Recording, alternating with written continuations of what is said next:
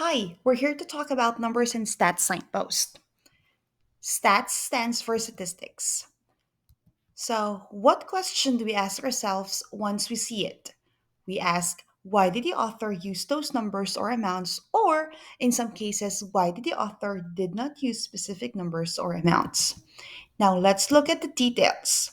So, there are ways to apply this to your readings depending on the context.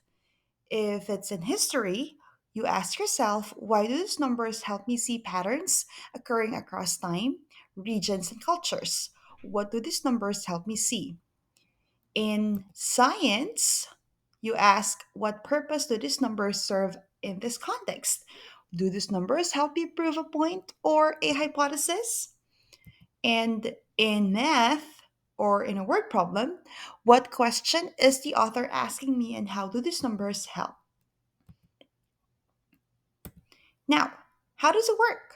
So, when you're reading and you notice specific numbers, number words, or amounts, stop to ask yourself, why did the author use those numbers or amounts, or why did the author did not use specific numbers or amounts?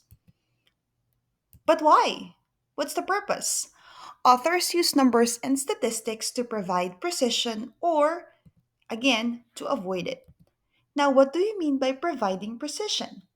It's not a bunch of, but you say 9 out of 10. You're being specific. Or it's not many, but you give specific number like 50,000. Sometimes they will show up in a text as digits. Sometimes they will show up in a text as text itself or they're spelled out. Now, what do we mean by avoiding precision? Sometimes authors do not use specific numbers, but they use many, often, occasionally, impressive amount, or few. In cases like that, the author is still trying to tell something to their readers. So when you see numbers and stats, ask yourself the importance of the numbers being shown, and it will lead you to better understanding of the article that you're reading and even the purpose of the article. Now let's look at this example. If you're a thrill seeker and in need of ideas for your next vacation destination, why not consider a place called the Door to Hell? This is the nickname of the Darvaza gas crater in the sparsely populated country of Turkmenistan, discovered in 1971 when the ground collapsed during a drilling expedition. The crater is about the size of a football field, a football field that is on fire. Because the sinkhole began emitting dangerous gases after the ground collapsed, scientists deliberately lit it on fire, expecting that the fire would burn out in a matter of weeks. But as of writing this article, the fires have been burning for 45 years.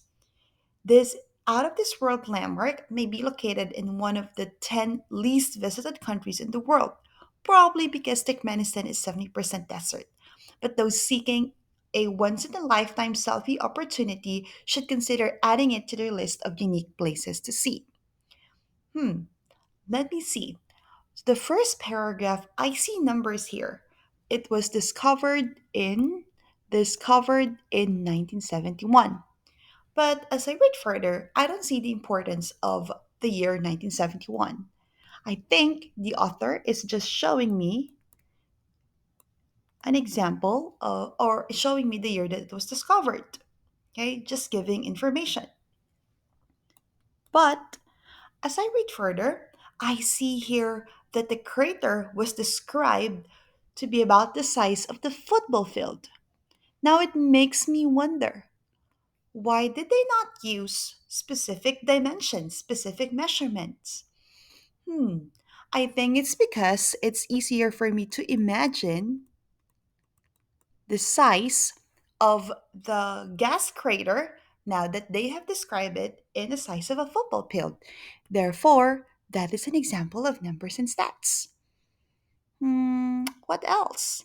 Oh, I see 45 years over here. Oh my, that's a lot of difference between weeks that they were expecting the fire to um, be put down to 45 years. That's a huge difference. it makes me think that the initial expectations or findings of the scientists was wrong for them to think that the fire would be out in weeks, but it has been 45 years. So another examples of numbers and stats. Hmm, I think I see another one. So it says here that Turkmenistan is one of the 10 least visited countries in the world because it's 70% desert. Now, it makes me think, does he really want me to go visit that door to hell or the Dervasa gas crater? Because why would he say that this is one of the least visited countries in the world? But providing the idea that it's 70% desert gives the supporting details on why it's not a favorite spot of tourists. Now, looking at it and after doing all the annotations, I realized that the purpose of this article is to inform, to give me information about a place called Tardasa Gas Crater or the Door to Hell. Because it's not convincing in a way that they told me that it's one of the least visited countries in the world and it's just 70% desert. So basically, this article is just informing me about this unique place. Okay, so that is how you read your article and look examples of numbers and stat signposts and how you analyze them. Okay, so if you have any question, I will see you inside the classroom. Bye. Thank you.